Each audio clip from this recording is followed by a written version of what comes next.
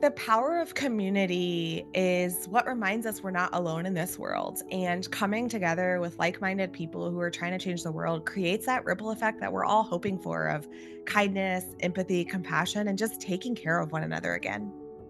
Solving an unmet need and serving others is one of the best ways that entrepreneurs can grow their business. That's what we're going to be talking about today. Welcome to Women Leaders on the Move, a Her C-Suite radio podcast. I'm your host, Natalie Benamou, and every week I bring you inspirational stories and conversations that will help you on your journey, whether you're starting a business, thinking about what's next, balancing all the things in your lives. Here we are together, and I hope you always walk away learning something new and feeling inspired. And speaking of feeling inspired, my guest today is Gabs Hayes, and she has had an incredible life and she is making a ripple effect out in the world. I can't wait for you to hear about how she is building a business village for parents. And we talk about all the things and how she is supporting her community and more. Let's get started with this conversation now. Gabs, I'm so excited to welcome you to Women Leaders on the Move today. Thanks for being on the show. Thanks for having me. I'm so excited for us to get connected and have this conversation today. I can't wait to share all the things that you are doing for parents, for people and businesses. But before we get into the details of all the amazing things, I'd like you to share a little bit because you shared with me before we started, and I want our listeners to know you've had an interesting journey. You shared that you were in corporate and then you lived in all these different places, and now you've found where you are now. And so let's talk about all those things because I think it's really fascinating. That's incredible. Yeah, it's a journey for sure. And I'm really grateful for it because it's made me realize we get so focused on the outcome sometimes that we think that's what we're working towards. And that's the only time we think we should celebrate. And instead, what I've learned is the journey is the celebration and getting to enjoy every bit of it. So, yeah, I have a background in healthcare operations and digital product development and in software. So, I've worked for all the big corporations. I've consulted at Apple. I worked at some of the largest healthcare organizations in the US. And I had a really beautiful career where I was very much chasing a C suite title, right? And I knew every single step I was supposed to take to get there. I knew every single title I was supposed to get along the way. And all I could picture was a C in front of my title in a glass corner office. And then we became slow digital nomads after we got married. And so we've lived in 7 different states in the last 11 years. And really, what that did was one, it opened my eyes up to like, there literally is an entire world out there, even if it's in the same country that I've lived in my entire life. From state to state to state, it feels very different. And so I realized chasing this corporate career was someone else's dream that I just was told was what I was supposed to do. And it felt very limiting at certain points when I was like, oh, I just want to pack up and go to this next state. And my husband's a traveling industrial contractor. And so for many times, I'd want to just pick up and go with him, but I'd have a job that would keep me locked in where I was at. And so part of our journey is that we did lose our son 7 years ago. And so that was that kind of massive wake up call. And I think each and every one of us have one in our lifetime where you don't get to choose rest, it forces rest. And then you're forced to spend time with like, whose life am I living? And is this really what I actually want? And so while it still took me a few years to fully lean into that after his passing, it has opened my eyes to one, tomorrow isn't promised to any of us. And so that's why I decided, like, let's love the journey and every day that we get to experience of it. But two, I actually get to decide, right? There are no rules. The rules didn't save my child. And so why should I be following the rules? Like they're mine to make. So it's allowed me to have multiple businesses at this point, have very different pivots and different audiences. And it's landed me helping other parents who are also in this business game just feel like they have the support and mentorship so that they're not alone, as I like to say, doing these two never ending jobs at once. I'm so, so sorry for the loss of your son. I can't imagine the moment that that had on you. And you and I talked about everyone has pivotal moments. That one is not one that we ever could imagine. So thank you for sharing that. And also the outlook that you have now of helping other parents in those two roles. And you're right, because we're always feeling like we're doing two things and you're constantly, even caregivers, I would imagine. Now we have multi generational caregiving. So we have our children, we might have aunts, we might have uncles, we might have parents, grandparents, even. And so now we are taking on even broader roles. What are you seeing in your community of ways to help them navigate that? And we definitely have several in the community that call themselves like part of the sandwich generation, right? So they're taking care of the generation ahead of them and the generation behind them. It's interesting you asked me this question now because we just got done doing like a survey of how's it going in the community? What should we change? What should we improve? And strictly the ask was more connection. We want more non performative connection where we get to meet true people where they really are without having to have it all together. And so it's been beautiful because starting next week, we're going to have more live touch points and just more places to connect with people because we built the entire community off of asynchronous voice notes for the reason that we know how busy this particular audience is. But also, it doesn't take away the fact that we're humans and we want to have this live connection. We want to get to know people, so we're going to try it out and we're going to see how it goes. But some of the greatest things that I think has been helpful is one, just knowing you're not alone. I share my son's story because I want other people to know you don't have to wait for something as tragic as that to make those changes. And so having that conversation to be able to just say, parenting feels really heavy. It feels really hard right now. And I just need a place to say that, or a place to be like, I'm spiraling in my business and I just need a gut check from someone else to be like, nope, you got it, keep going, or nope, you need to pivot, move the other direction. And so, really, it is just that, right? Like being able to talk about it openly and freely and not feeling like you have to have that. Like I remember when I was in corporate, right? Check your personal life at the door. You walk in, you put your blazer on, you put your face and makeup on, and now you're a professional person. That changes when you become an entrepreneur. You don't get to divide your personal and your professional life anymore. So, where do we make those spaces that you get to show up fully and wholly as you? When you work from home, oftentimes we lose sight of the check this at the door because we used to have those silos like, oh, I drive to work. That was my buffer. I would have a phone call or do something with a friend, and then you get to work, and then you leave work, and then you're rushing off for the kids or whatever.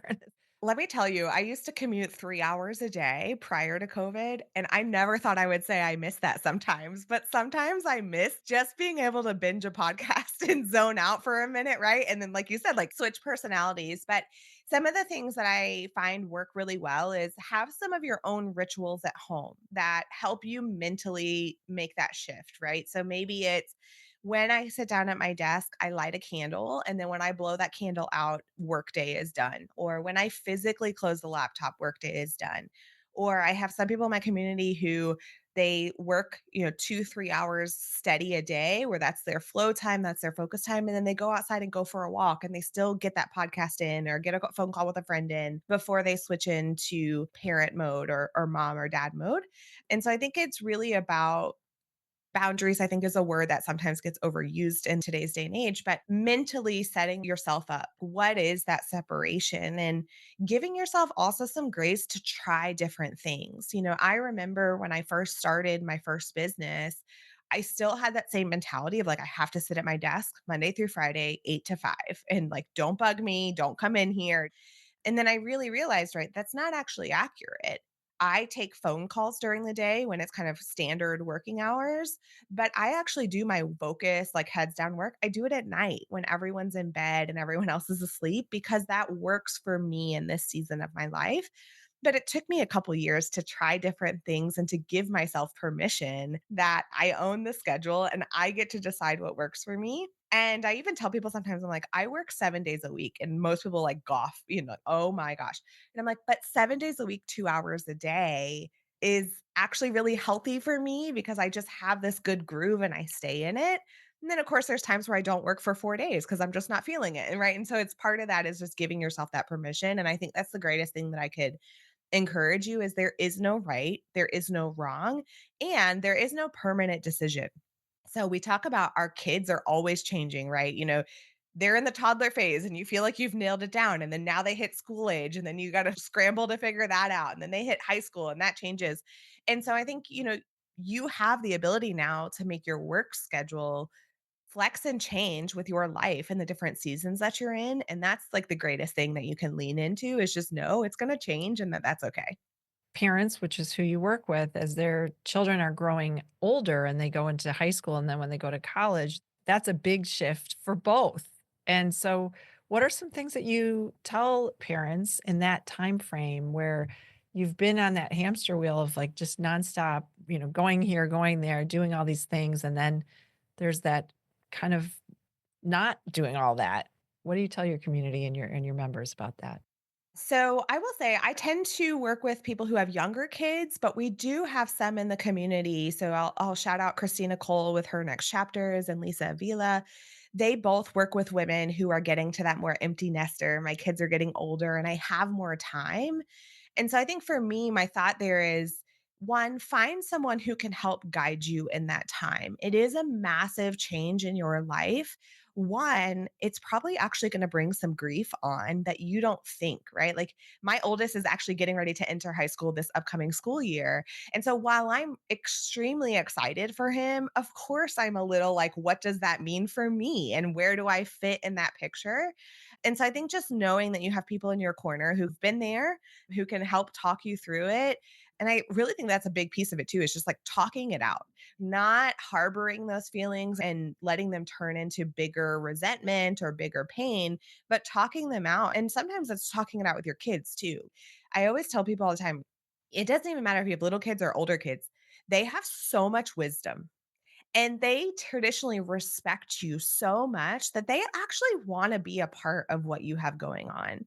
So, like, one of my favorite business brainstorm partners are my kids. I love to tell them what's going on, what I'm thinking about, what I'm working on, because they have these more innocent, out of the box, creative thinking ideas that I may not have come with just because of the conditioning and all of the things I've been through in my life.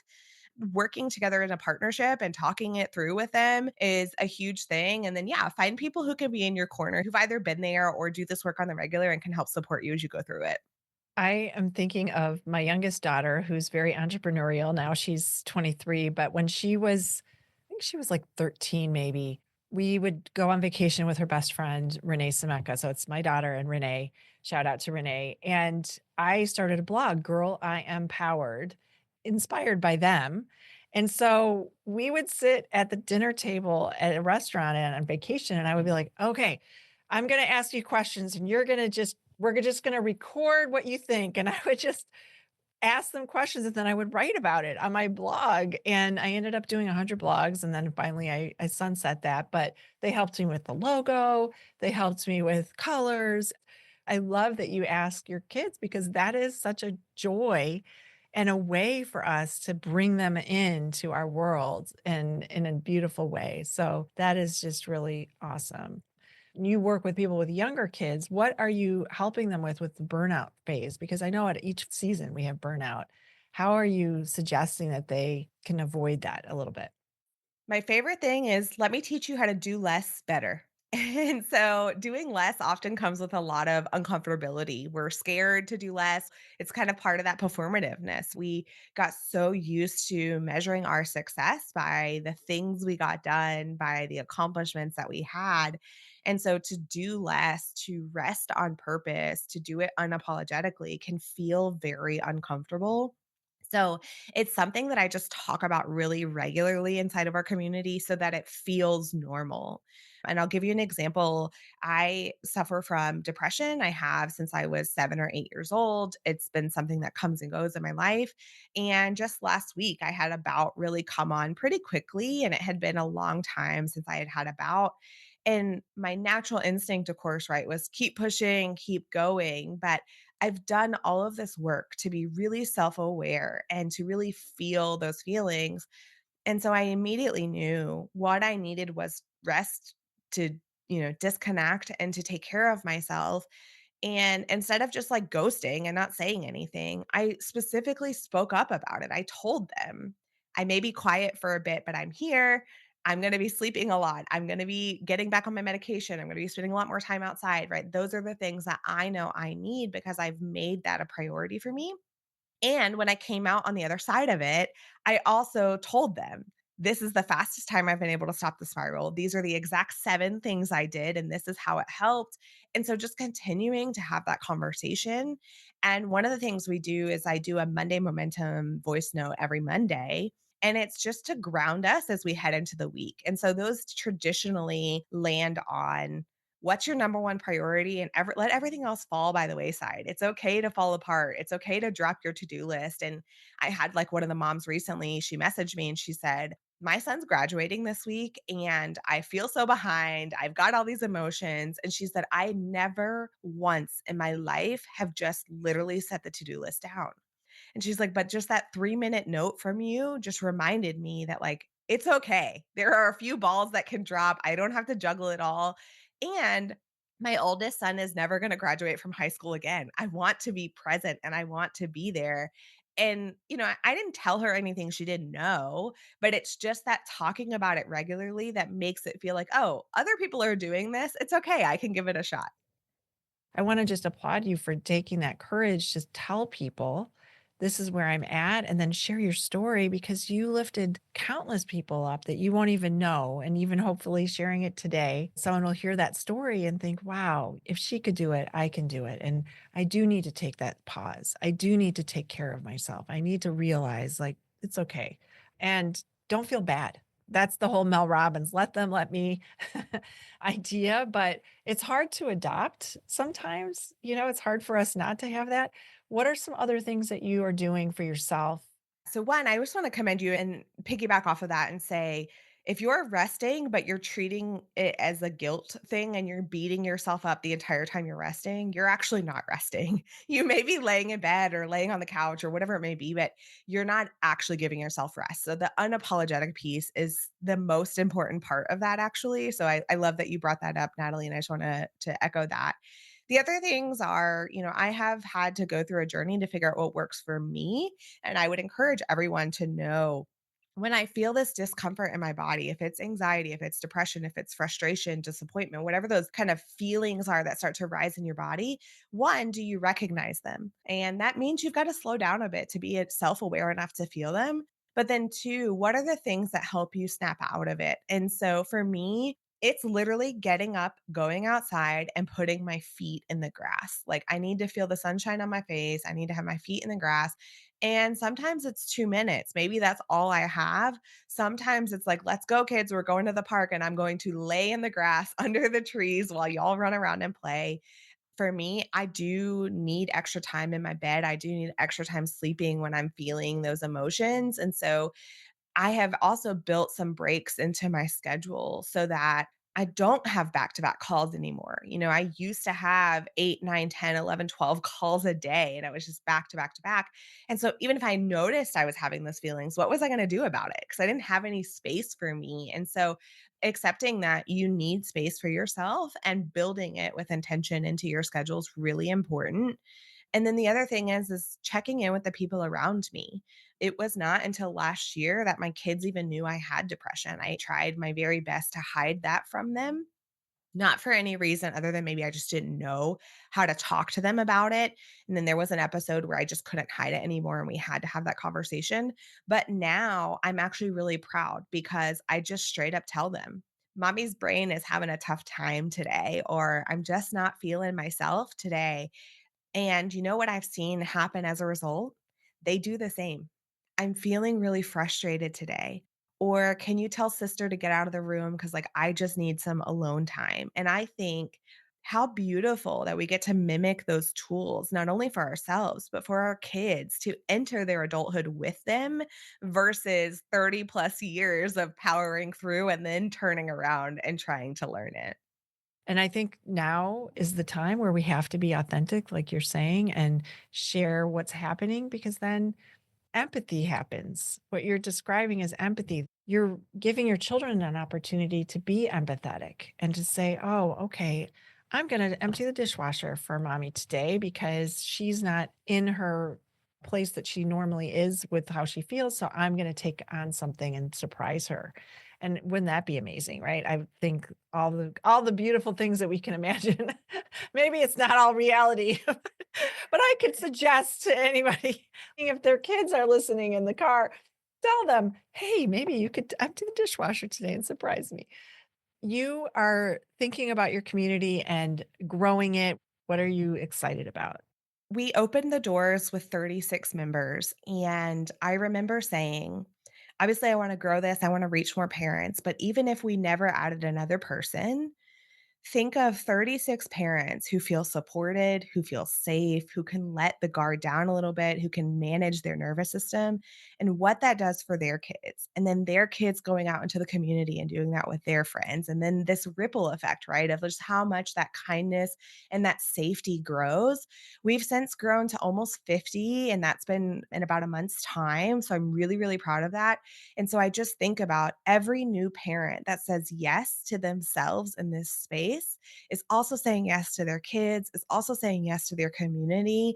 And it gives me literal goosebumps to think about what that ripple effect of safety could do to this world that we're in that feels so contentious and wound up. And, I see so many people talking about they feel this shift that go, go, go is breaking down and we just can't sustain it anymore. But where do you fall if you've never made that space? And so that's really what I think of when I think of this community is this is your safe space to fall, to fail forward in your business, to try new things, to ask for feedback and advice from people that are in the same thick of life with you and who are going to tell you the truth, but they're going to do it with intention and with care and empathy, like you're saying. And so I just think of every single parent, what that does nationwide and ripple effect. And we've got people outside of the country and here in the US. And it just makes me really proud to know that I have a hand in that, but that it's not me alone. It's all of us coming together and doing it together. Amazing. I can't wait to follow your journey. I think 50 is amazing. So we don't need thousands. We just need the right people in the room to help them and see the ripple effect, like you were saying. So I love that so much. If people want to learn about where you are and what you're doing, where should they go to find you? So, from a social media perspective, I'm on LinkedIn and I'm at Gabs Hayes. You can find me there. Or if you're interested in the community, it's gabshayes.com/the village. And we will be there with open, welcoming arms to welcome you if you decide that that's the right next fit for you. Thank you, Gab, so much for this heartfelt conversation. I know it's going to touch our audience and our listeners. And I really appreciate you for being on the show today. Thanks so much. Thank you for having me, Natalie. Thank you so much for spending your time with us today. I know you felt as inspired as I did about learning about Gabs Hayes. If you are feeling overwhelmed and you're a parent, I hope you will check out her new business. And as always, if you found this episode helpful, will you share it with a friend or colleague? You never know where she's at on her journey, and she may need this message today. Keep shining your light bright. The world needs you.